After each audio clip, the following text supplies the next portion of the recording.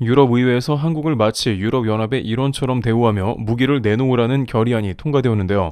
찬성 250표 이상을 얻은 이 결의안은 유럽에서 동방 끝자락 한국의 힘이 필요함을 보여주고 있고, 그만큼 이제는 아시아의 한국이 서방사회에서 적지 않은 영향력을 보여주고 있는 상황입니다. 일각에서는 한국의 이러한 으름장을 놓고 있는 유럽에 대해 이해할 수 없다는 반응이 나옵니다만, 다른 한편에서는 한국 방산의 힘이 유럽을 분열시킬 정도로 막강한 힘을 갖는다 분석합니다. 실제 이런 일이 최근에 벌어지고 있는데 크게 두 가지 경우를 종합해보겠습니다.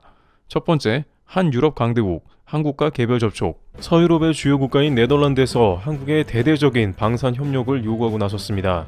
물론 한국은 최근 러시아 전쟁 이후 수년간 복수의 국가에서 러브콜을 받고 있는 게 사실이긴 합니다만, 이번 네덜란드의 대대적 방산 협력 요청은 여러 가지 면에서 유럽의 주요 강대국을 크게 놀라게 하고 있습니다.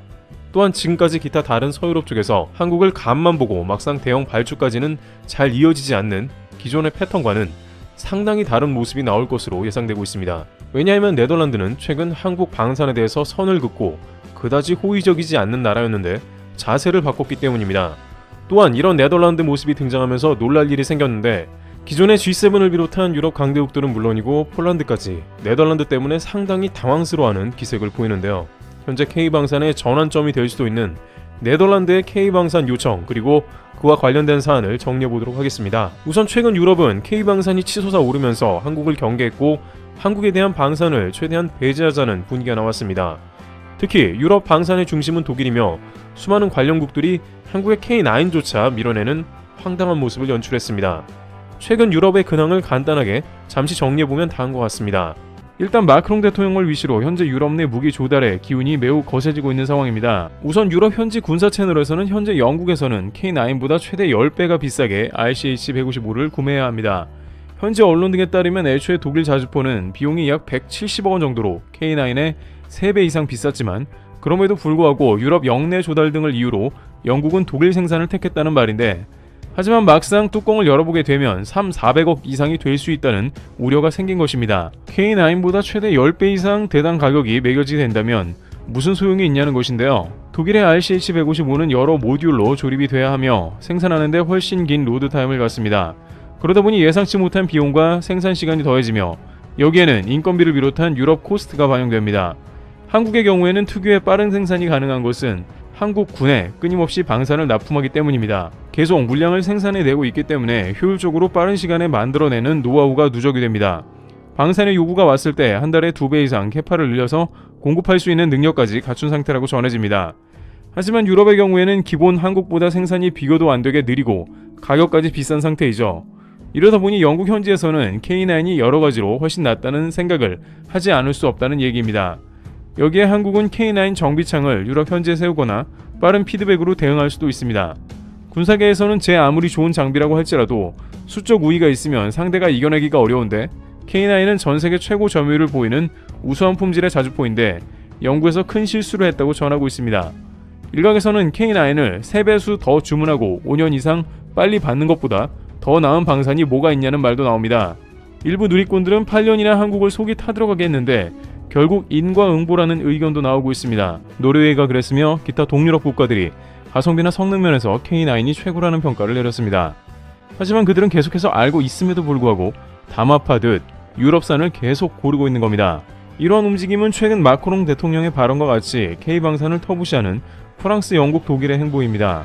북유럽 국가들과 동유럽에서 이미 K9을 들여와 훌륭하게 활용하며 K9 클럽을 결성함에도 불구하고 유럽 영내 조달이라는 구호를 내걸면서 한국을 받아들이지 않는 구시대적인 모습을 보입니다. 하지만 그럼에도 불구하고 유럽에서는 여전히 간만 보고 있으며 특히나 서유럽 쪽에 콧대는 여전히 높은 상황입니다. 한국에 있어서 서유럽은 유럽의 최종 관문이나 마찬가지입니다. 미국 블룸버거에서도 K2 전차가 서유럽에 진출하게 된다면 한국은 유럽 방산을 지배하게 된다고 소개했습니다. 그만큼 미국에서도 한국 방산의 유럽 시장 최종 진입 벽을 서유럽의 G7을 비롯한 강대국들로 파악한 것인데요. 그런데 여기서 네덜란드 국방장관이 금주 한국을 방문했고 그의 입에서는 예상치도 못한 소리가 나왔습니다. 바로 탄약을 주문하고 싶다는 매우 구체적인 얘기였습니다. 일각에서는 탄약은 흔한 주문이고 현재 우크라이나를 비롯해서 수많은 국가들이 탄약을 가져가려고 한다고 했습니다. 하지만 네덜란드라는 것은 매우 큰 의미가 있습니다. 다름 아닌 네덜란드는 한국에서 집속탄을 생산한다고 하여 풍산 등 탄약 생산 기업을 블랙리스트에 올렸습니다. 집속탄은 세계적으로 생산을 금지하고 있지만 한국은 국가안보 및 여러가지 이유로 생산을 지속하고 있습니다. 하지만 네덜란드의 연기금 운영기관인 사회보장기금 PGGM은 LIG 넥스원, 풍산 등 한국 방산기업을 블랙리스트에 올렸습니다. 이들은 비인도적 살상 무기를 생산하고 있다면서 K방산을 다소 멀리하는 듯한 분위기를 연출한 것이죠. 하지만 이런 네덜란드에서도 자금의 러시아 전쟁 상황이 매우 심각하다는 최종 판단을 내린 것입니다. 네덜란드 루벤 브레켈만스 국방부 장관은 방한한 자리에서 안보를 위해 많은 탄약 재고가 필요하다고 말했습니다. 여기에 방공무기 미사일에도 관심을 두고 있다면서 블랙리스트 따위는 신경도 쓰지 않는 모습을 보였는데요.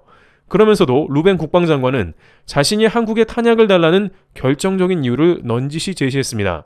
대량 생산이 필요한데 너무 비효율적이고 비싸다는 것이었습니다. 실제 네덜란드가 탄약 수입을 위해 고려하고 있던 독일에서는 다음과 같은 일이 벌어지면서 네덜란드를 실망시켰습니다. 독일 소식통에 따르면 독일은 한화로 22조 원을 투입해서 포탄을 235만 개 주문할 계획이며 이는 우크라이나 전쟁에서 자신들이 보고 뼈아픈 교훈으로 인해서 많은 포탄을 주문하겠다는 겁니다. 현재 유럽에서 가장 부족한 것은 탄약으로 이를 즉시 탄약 창고 보강 작업에 들어갔다는 겁니다.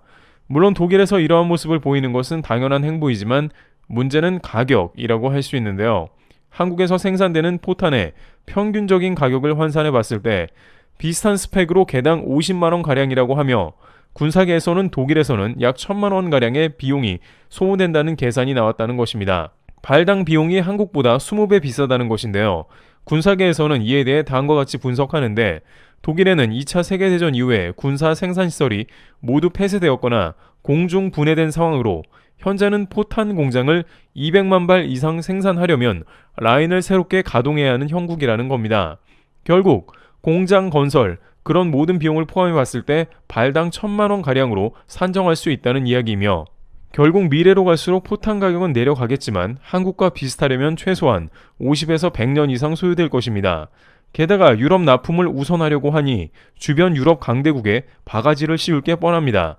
마크롱 대통령이 그렇게 해서라도 유럽 자급자족을 하자고 했으니 한국보다 20배 비싸게 사야겠죠.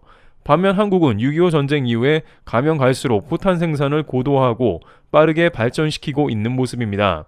전 세계에서 포탄 재고를 가장 많이 가지고 있는 나라 중 하나이며 공급 체계가 이미 차원이 다르게 발달되어 있습니다. 심지어 인도네시아에서도 이런 것을 눈치채고 KF-21을 속썩이고 있어도 한국에 탄약 계약을 체결했습니다. 인니 정부는 카타르를 통해서 약 2,200억 원가량의 소구경 탄약 공급 계약을 체결한 것입니다. 인도네시아도 탄약 공급이 한국만큼 빠른 나라가 없다고 판단했기에 빠른 계약을 집어넣은 것이죠. 물론 반드시 선입금 되어야 하겠지만 군사계에서는 인니 탄약 창고가 불에 탔던 일도 올해 초에 있었기에 사실상 울며 겨자 먹기로 한국에 오퍼했으며 이것은 입금하지 않을 수 없는 상황이라고 전했습니다. 탄약은 입금하지 않으면 달라는 데가 천지이기에 아쉬울 것도 없다는 의견도 나왔기 때문이죠. 하지만 유럽에서는 여전히 질긴 고집을 피우면서 독일의 비싼 포탄 공장까지 지으려 하는 모습이며 일각에서는 한국의 문을 두드리고 탄약을 주문하는 게 훨씬 빠르다는 의견을 제기하고 있는 상황입니다. 이러다 보니 네덜란드에서는 우크라이나 전쟁이 사실상 러시아 승리로 끝이 나고 있고 폴란드에도 으름장을 놓는 모습이 나오자 한국에 다급한 심정으로 방문했으며 기존의 흐름을 바꾸면서 K방산의 협력을 적극 추진하고 있습니다. 또한 루벤 장관은 단순히 탄약뿐만이 아니라고 강조하면서 한국과 방산 전 분야에 대해 협력하고 싶다고 말했습니다. 네덜란드는 과학강국으로 자신들도 한국에 정보를 제공하고 한국의 빠른 생산력이 시너지를 낼 수 있을 거라 말했습니다. 그런데 네덜란드가 기술을 한국에 제공하고 함께 협력한다는 이 말은 일본에서 깜짝 놀랄 이야기입니다. 왜냐하면 일본은 네덜란드와 미국과 함께 무기 첨단 기술을 우리끼리만 공유하자는 수출 통제 집단을 만들려 했습니다. 무기에는 첨단 레이더 반도체가 들어가는데 한국을 배제하고 일본이 방산의 주체가 되겠다는 의미도 있죠. 하지만 이제 네덜란드에서 한국에 찾아와 그러한 협력을 요구하고 있으니 일본의 계획 자체가 틀어진 셈이 됩니다. 네덜란드가 정말 필요한 건 한국이 가지고 있기 때문에 네덜란드는 일본의 그런 요구를 수용할 필요도 없습니다. 또한 루벤 국방장관은 폴란드 수준만큼은 아니더라도 그에 준하는 국방 협력을 원한다는 폭탄 발언을 했습니다.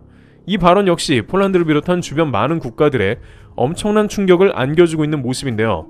폴란드는 현재 기술 미비로 인해서 한국에 공장을 지어줄 수 없으며 또한 내부에서는 K방산을 반대하는 기류도 포착됩니다.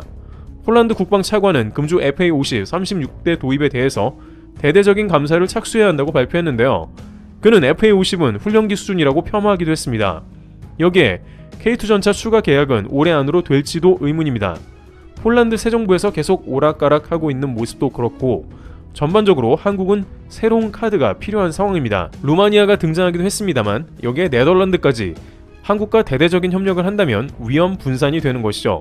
물론 서유럽 국가들이 하도 간을 많이 봐왔기 때문에 이번에도 신중한 반응을 보여야겠습니다만 지금까지 서유럽에서 네덜란드와 같이 전적인 협력으로 한국 방산을 받아들이고 싶다는 경우는 거의 처음이며, 또한 바로 옆에 독일이 있는 네덜란드에서 독일 현실을 보며 정답은 대한민국이라고 인정했다는 것도 중요한 점입니다. 여기에 실제 과학기술 강국인 네덜란드에서 한국과 협력 시에 이스라엘과 같은 효과를 낼 수 있습니다. 네덜란드는 유의미한 결과가 도출될 수 있다는 것입니다. 호주와 같이 지나친 공장 건설과 기술 이전 등 너무 많은 것을 단번에 내어주는 일은 지양해야 할 것이며, 이번 기회를 통해서 서유럽 국가들이 한국에 더 많은 오퍼를 낼 수 있는 상징적 기회를 삼아야 한다는 의견입니다. 러시아가 세력을 확장해가면서 더 많은 국가들이 대한민국의 문을 두드리고 있습니다. 갑의 위치가 된 대한민국이 이런 기회를 잘 살려야 할 것입니다. 트리블 튜브였습니다. 감사합니다.